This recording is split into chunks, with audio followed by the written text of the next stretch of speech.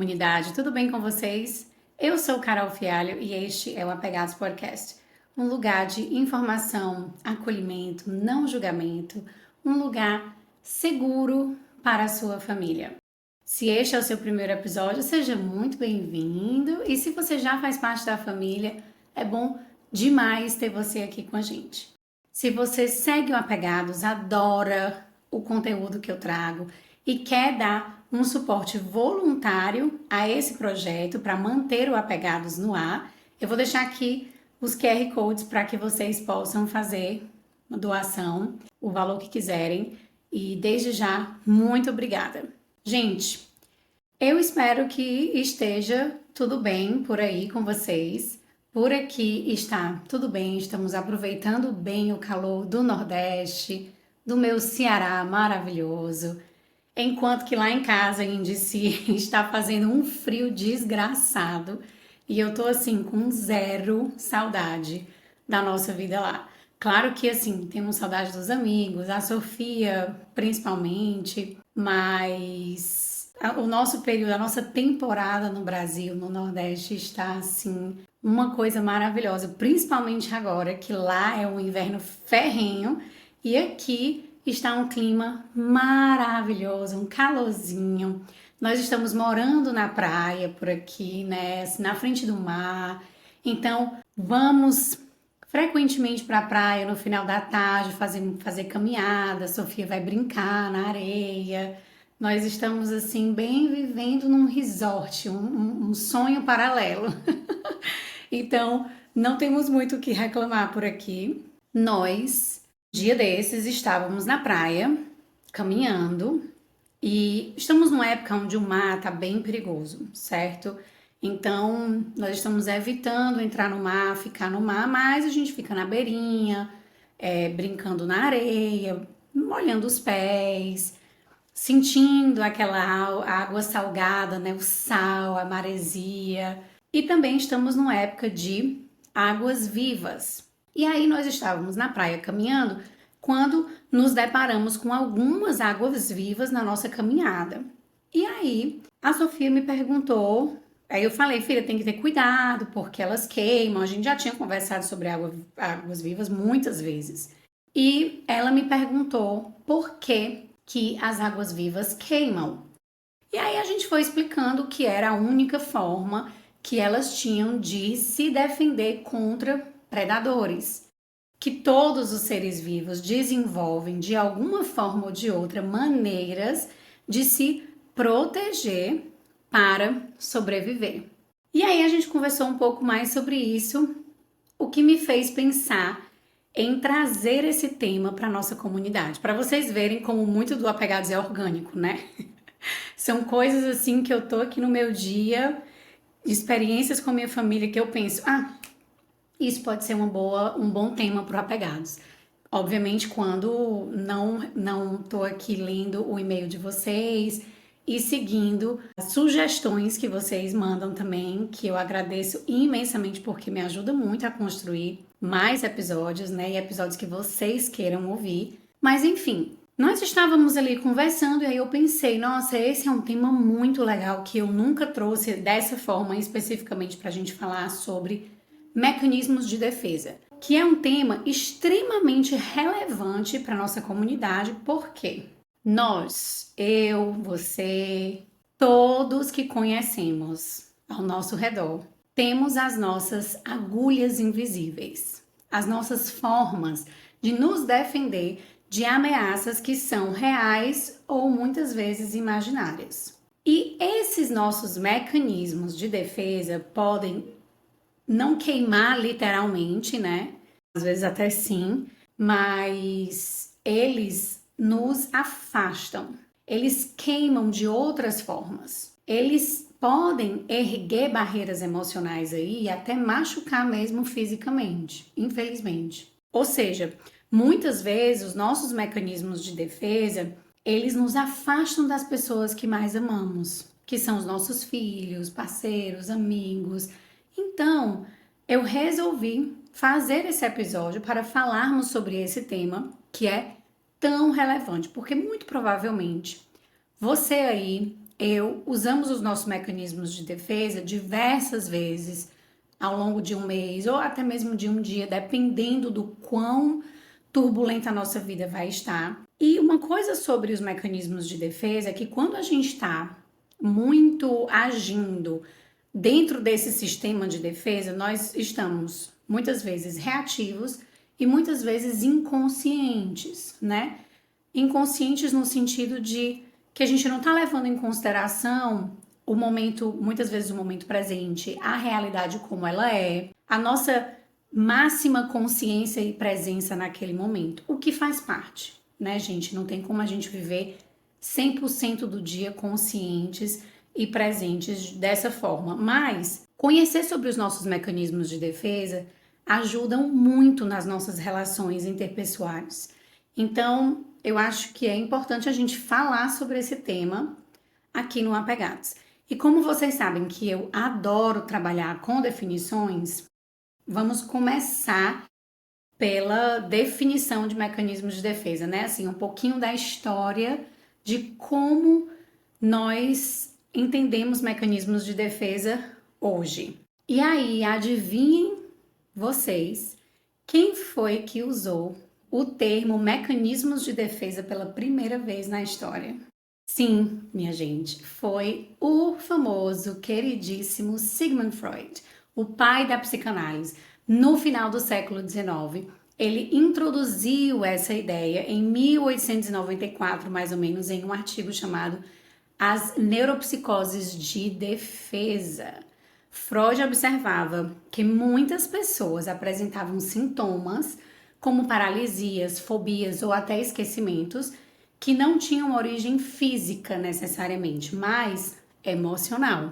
Ele percebeu que esses sintomas eram uma forma do inconsciente se defender de pensamentos e sentimentos dolorosos ou inaceitáveis. E foi aí que ele começou a falar em mecanismos de defesa, que são processos inconscientes usados pelo ego para lidar com os conflitos do id, que se você não entende sobre psicanálise, se você nunca ouviu sobre isso, o id, são os impulsos, os desejos, e o superego, que ele também traz, que é uma moral, regras, exigências, né, da sociedade. Então, ele fala que os mecanismos de defesa, eles são processos inconscientes usados pelo ego para lidar com os conflitos nossos, né, que são os nossos impulsos, os nossos desejos reais e o que a sociedade diz como moral, regras e exigências.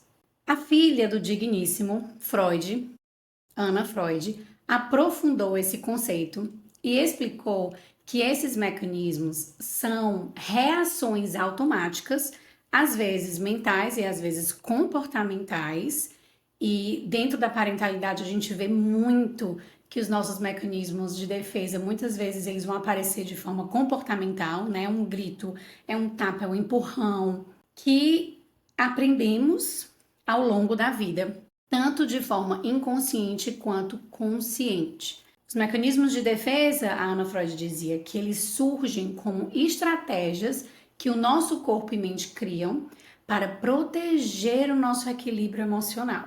Olha que interessante. E ela também traz a ideia de uma ansiedade sinal. Ela dizia que a ansiedade é como um alarme interno, uma forma do ego avisar que algo dentro de nós está prestes a causar tensão ou conflito. E aí, quando sentimos essa ansiedade, seja no corpo ou nos nossos pensamentos, o nosso sistema entende que precisa se defender. E é daí que entram os mecanismos de defesa. Ou seja, eles surgem como formas automáticas de sobrevivência psíquica, principalmente quando algo ameaça a nossa estabilidade interna. Traumas, conflitos, momentos de muita turbulência emocional.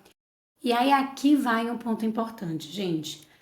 Todos nós usamos mecanismos de defesa. Eles não são necessariamente ruins. Eles são estratégias de adaptação.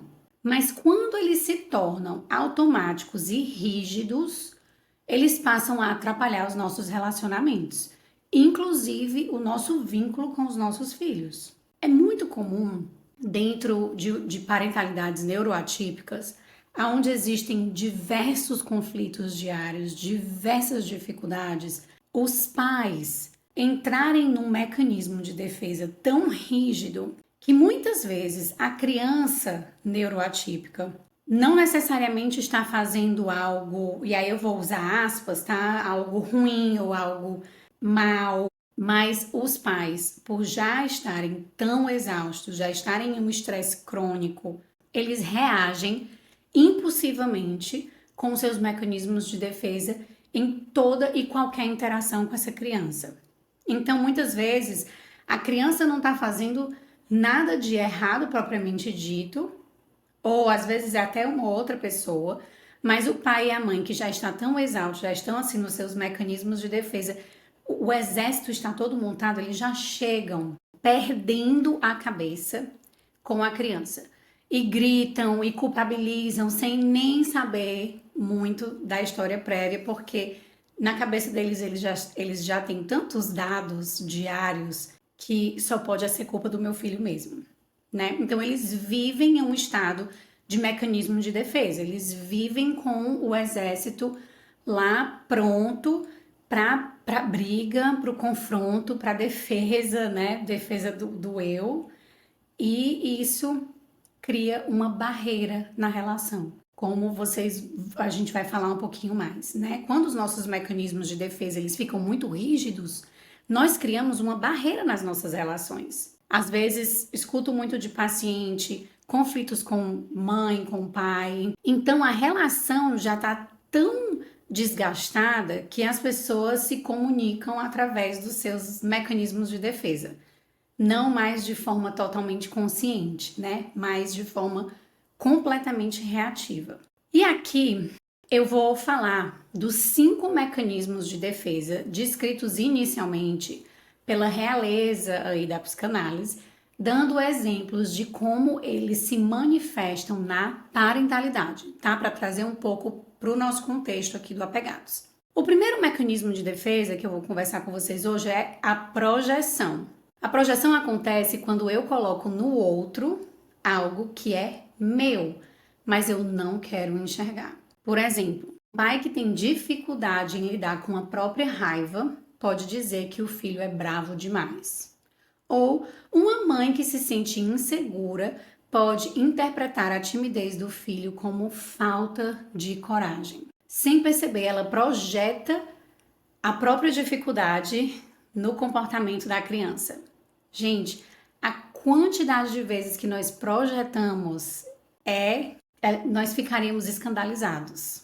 Porque muitas vezes nós somos afetados pelo outro e tem uma frase que é muito boa, que diz assim: se bateu e doeu, toma que é teu. Né? Então, muitas vezes a gente se magoa com algo do outro e que muitas vezes aquilo está refletindo em nós, toca numa dor que é nossa. E aí nós projetamos na pessoa aquela dor que é absolutamente nossa. Então, a projeção é extremamente comum.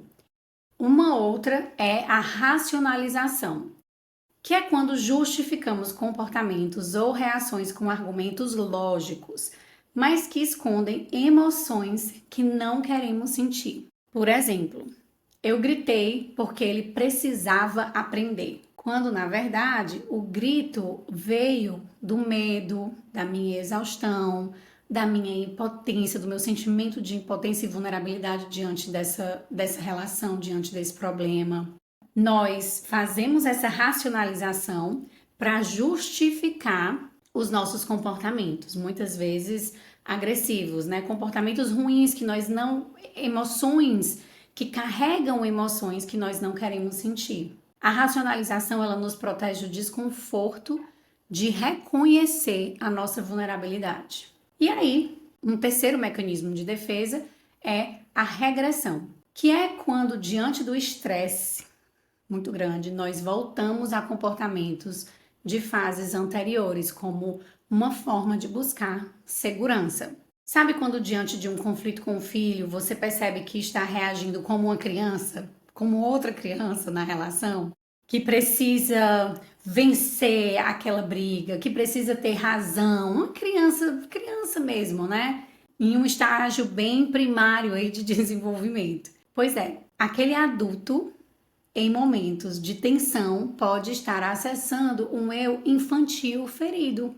Eu falo muito que quando nós quebramos ciclos de violência intrafamiliar, né? Quando nós somos, por exemplo, respeitosos com os nossos filhos em público e algumas pessoas se incomodam com a maneira como a gente leva em consideração o que a criança diz, respeita a criança, e as pessoas vêm com agressividade, com um discurso de ai, é muito mimimi, ai, agora a criança tem querer, na minha época a criança não tinha querer, e nananana. Essas pessoas estão agindo através dos seus mecanismos de defesa, especificamente de regressão. Elas voltam para esse lugar de infância, aonde muito provavelmente elas não foram respeitadas, elas não foram ouvidas, não foram acolhidas. E quando elas veem essa cena acontecendo, aquilo traz elas de volta para esse lugar muito primitivo.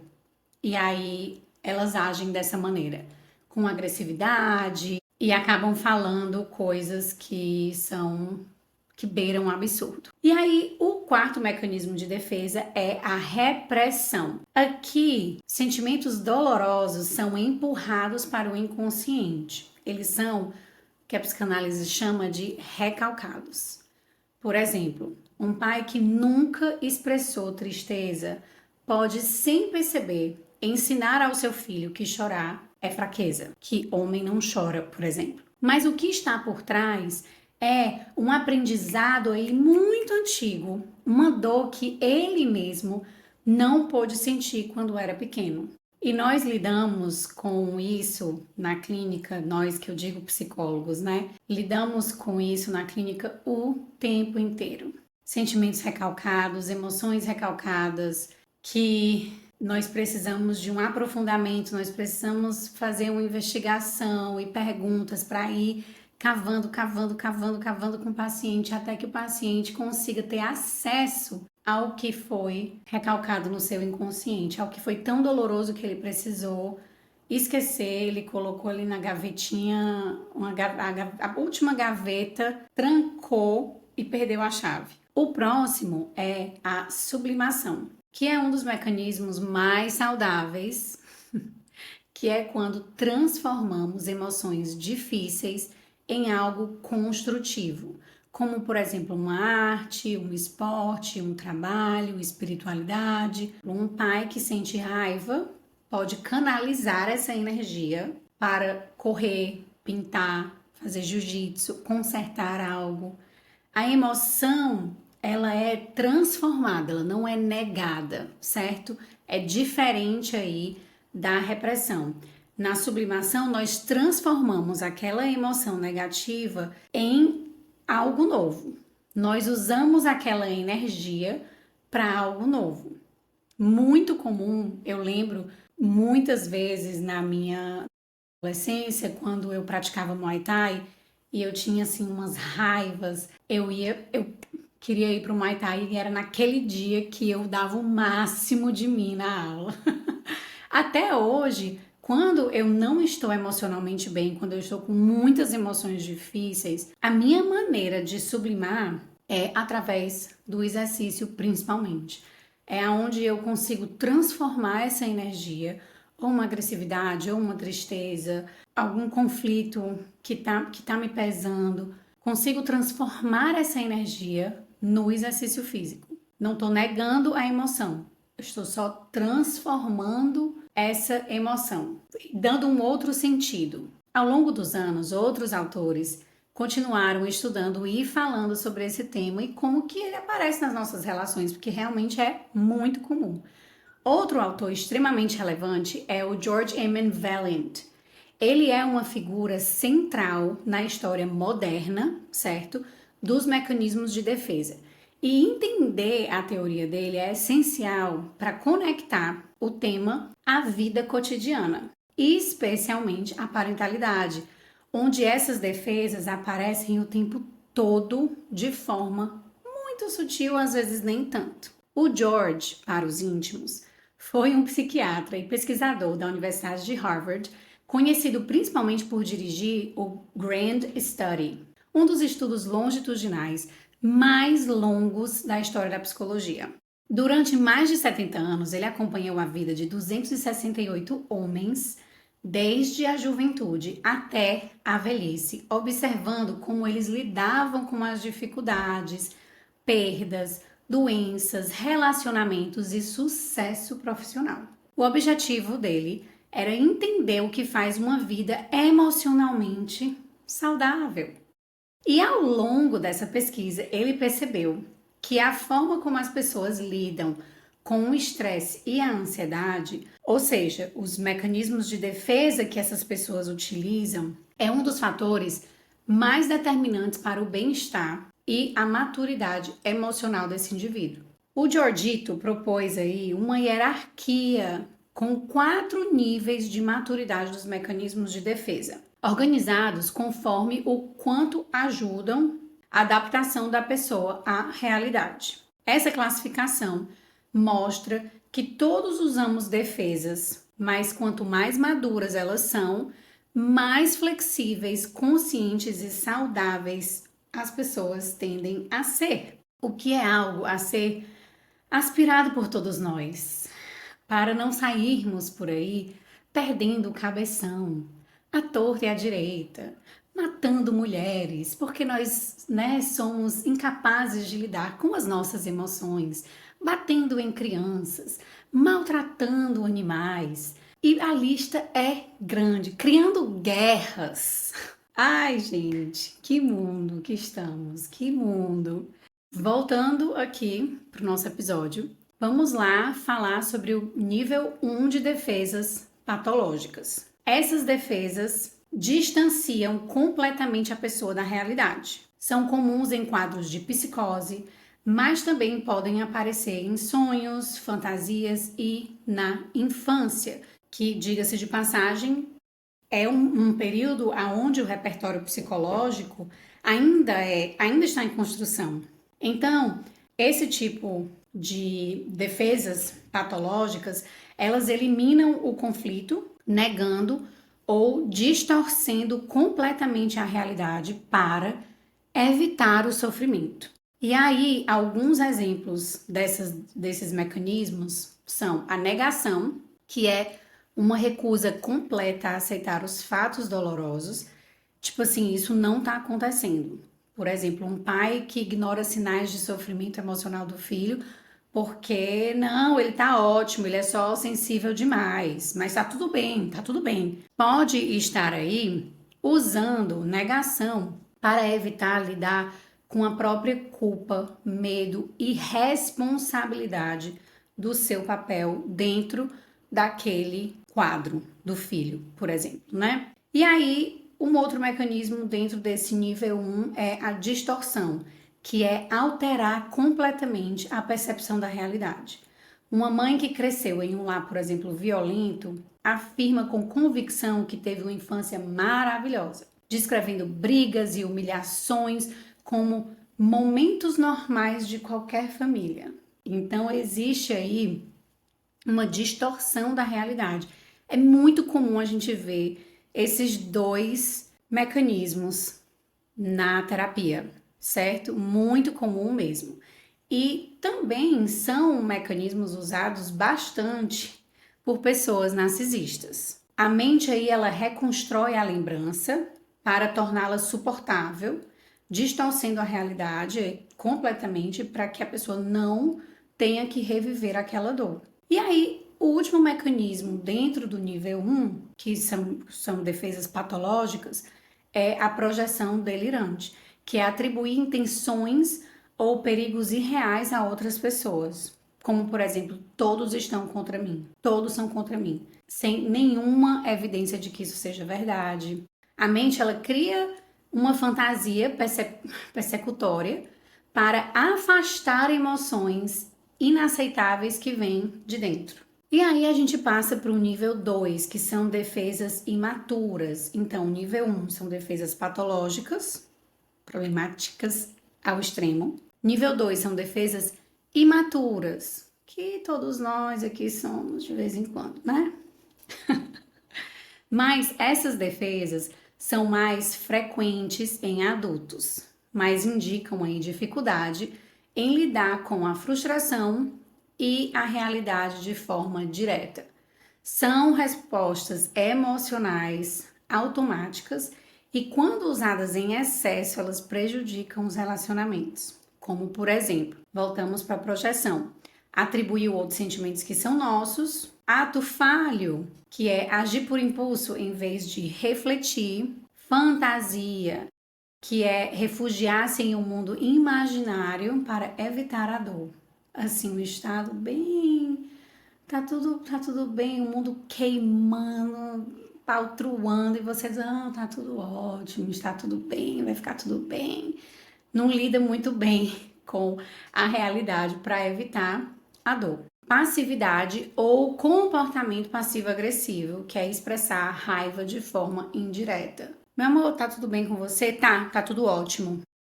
Um clássico passivo-agressivo, né? Tá tudo ótimo, não tá vendo não como eu tô feliz? Então, expressar a raiva de uma forma assim, bem com outra mensagem, né? E é muito comum nós vermos relações passivo-agressivas entre pais e filhos, infelizmente.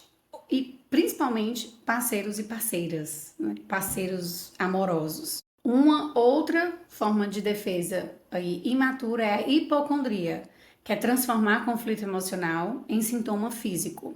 Então, eu não tô passando por um momento bom, eu tô muito angustiado, tô com muitos conflitos emocionais internos que eu não consigo falar sobre, que eu não consigo nem fazer sentido de tudo isso, e eu transformo em sintoma físico. Então, começo a sentir muita dor nas costas, ai, meu coração, acho que eu vou morrer do coração.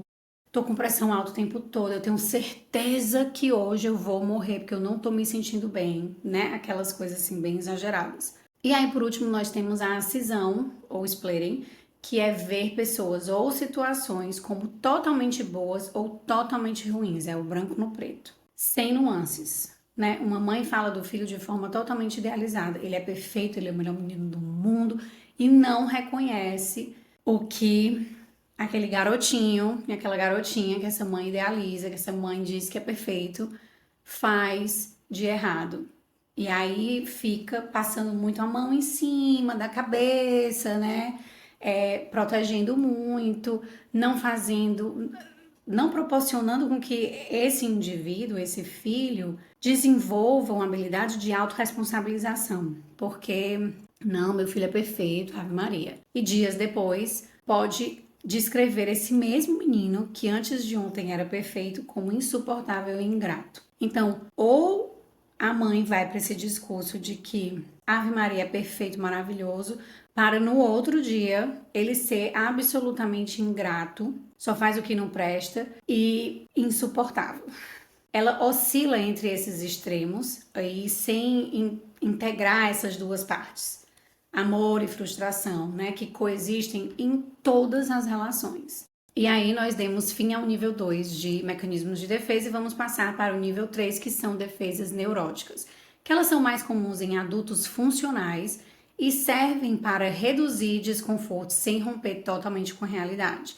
Elas permitem que a pessoa mantenha aí um controle, mas à custa de certa rigidez emocional. Alguns exemplos são a repressão, que é empurrar sentimentos dolorosos para o inconsciente, né, o recalquezinho básico. O deslocamento, que é redirecionar uma emoção para um alvo mais seguro, como ficar irritado com o filho depois de um dia tenso no trabalho. A minha irritabilidade foi com o meu chefe, mas eu desloco ali para o meu parceiro ou para os meus filhos. E aí vem uma formação mais reativa, que é agir de forma oposta ao que realmente se sente. Ou ser excessivamente gentil quando você tá com muita raiva, clássico das pessoas que são people pleasing, né, que estão ali para agradar os outros. O tempo inteiro que querem agradar, que querem servir. Muitas vezes elas estão com raiva, muitas vezes elas estão depressivas, mas elas são excessivamente gentis com as pessoas. E aí vem a intelectualização, que é usar o raciocínio e lógica para evitar sentir, explicar ao invés de sentir, muito comum em homens, muito comum. E a dissociação, que é um desligar-se completamente emocionalmente de algo doloroso. É você realmente nem transcender, nem sentir. Que aí a função é manter o equilíbrio e o controle interno. O que, voltando aí a um ponto muito importante, os nossos mecanismos de defesa, eles não são ruins, eles são importantes, né? Dissociar é muito importante, às vezes, assim, extremamente importante para a sobrevivência, para lidar com conflitos. Mas o problema é quando nós ficamos rígidos dentro desses mecanismos. Quando só o que a gente faz é dissociar, a gente dissocia nas relações, a gente dissocia com as nossas, né, próprias necessidades, e aí isso fica bem problemático, tá bom? O próximo nível de defesas e último são aí as defesas maturas ou adaptativas. Essas são as defesas mais saudáveis e eficazes e ajudam a pessoa a lidar com as emoções de forma consciente, transformando o sofrimento em aprendizado e crescimento. São sinais de resiliência emocional. Então vamos anotar aí, ó, para a gente poder trabalhar dentro, idealizar esses mecanismos de defesa. O primeiro deles, que eu amo de paixão, é o humor, que é aliviar a tensão com leveza, sem negar o problema. A gente não tá negando o problema, a gente tá só fazendo uma piadinha aqui em relação a ele, que é para quebrar o gelo, né? Deixar um pouco mais, a gente digerir melhor. Depois vem a sublimação, que é transformar emoções intensas em ações construtivas, como a gente já falou anteriormente, que são arte, esporte, trabalho, ativismo.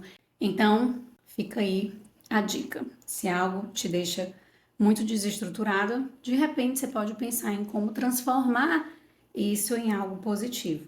E aí vem o próximo, que é a supressão, que é adiar de forma consciente a expressão de uma emoção até o momento apropriado. Tem pessoas que não lidam muito bem em lidar com o conflito imediatamente, porque elas precisam digerir as emoções, elas precisam levar o tempo delas, elas não querem simplesmente ir lá depois do conflito e falar sobre tudo e colocar os pingos nos is imediatamente. Não, elas precisam do tempo delas para maturar, depois você volta e conversa com mais estabilidade emocional. Isso é um excelente mecanismo de defesa. E por último, a antecipação, que é planejar com realismo para enfrentar o futuro. Ou seja, tem uma prova que normalmente é muito difícil, que está vindo aí para o seu filho e você está vendo que ele está muito ansioso. Então vamos antecipar aqui, filho, vamos planejar para que você possa enfrentar essa prova, para que você vá para esse vestibular,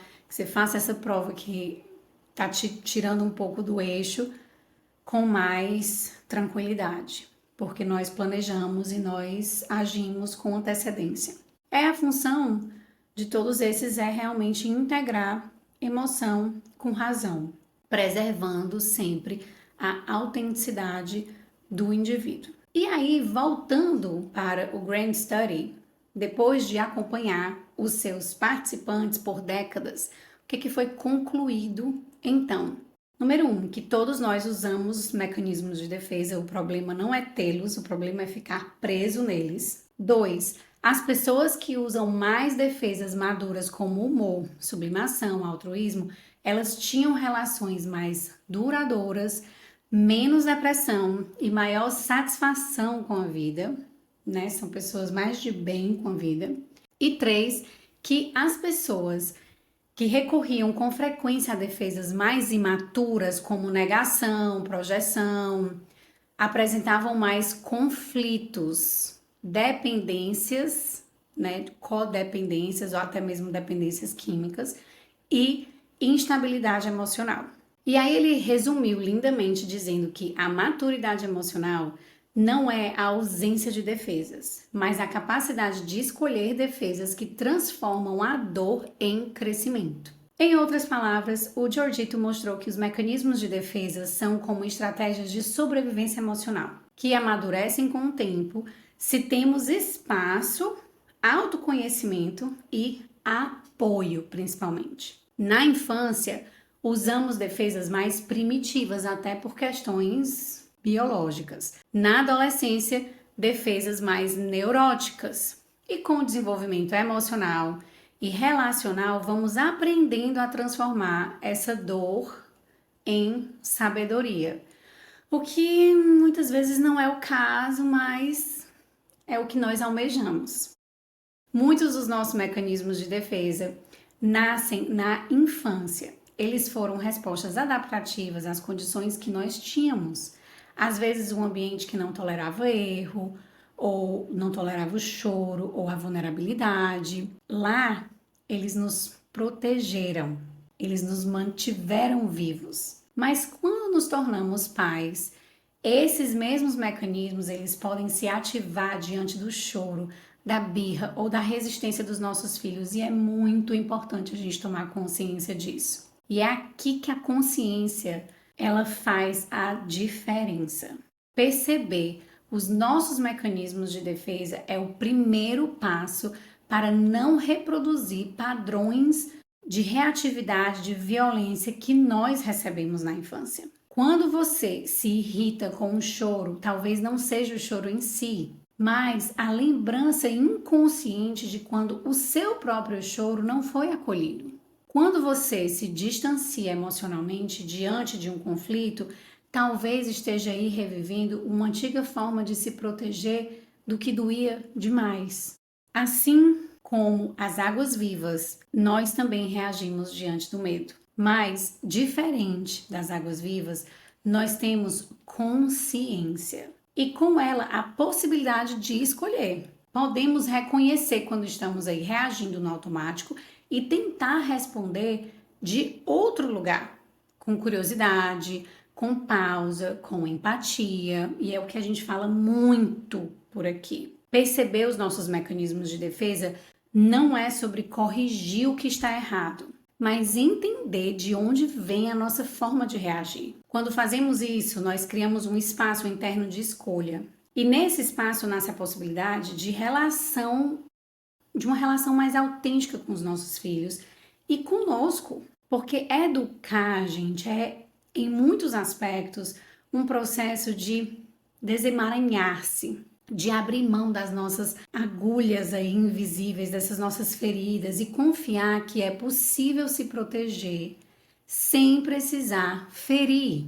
Nós podemos nos proteger, proteger o nosso equilíbrio emocional, proteger a nossa sanidade, sem ferir os nossos filhos, sem ferir os nossos parceiros. Então, quando você, da próxima vez, se pegar usando esses seus mecanismos de defesa, pergunte-se: estou me defendendo de quê? Qual é a emoção que está por trás aqui? E aí você vai começar a criar um espaço. Você vai começar a ficar menos reativo, fazendo essa autorreflexão e perceber que muitas vezes não é sobre aquele comportamento em si, mas as histórias que você está criando, as dores que você tem, que são dores muitas vezes infantis. E aí você pausa e você escolhe que caminho você quer seguir. É muito comum nós vermos pessoas que, quando estão muito desajustadas emocionalmente, ou passando por alguma ansiedade, alguma coisa mais atenuante, elas vão para compulsões, né? Comidas, comem uma certa coisa assim, sem nem sentir o gosto, ou vão para as compras, ou vão para fazer também exercício físico de forma exagerada, ou para o trabalho. Tudo isso é importante você perceber. O que é que eu... Calma, pausa. Que emoção é essa que eu não estou conseguindo digerir nesse momento, que está me fazendo agir de forma tão compulsiva? Reflete um pouco nela, senta um pouco com ela, deixa que o espaço aconteça e aí você consegue agir de uma forma mais emocionalmente estável, equilibrada. E você está praticando aí um músculo importantíssimo na parentalidade respeitosa, que é a autorreflexão. Então é isso, gente. Eu espero que esse episódio tenha reverberado em vocês, que tenha feito sentido. Comentem, deixem seu comentário, o que é que vocês acharam. Me mandem sugestões de temas que vocês querem ouvir. Compartilhem esse episódio com quem vocês acham que pode se beneficiar com ele. Se você ainda não deu 5 estrelas para Pegados, vai lá, dá. Tentem comentar, deixar algum comentário, porque também isso ajuda a expandir a nossa mensagem. Dividam o episódio com outras pessoas, mandem pra gente expandir a mensagem do Apegados muito mais esse ano. Muito obrigada por estarem aqui comigo mais uma vez. Nos vemos no próximo episódio. Um beijo, gente. Tchau, tchau.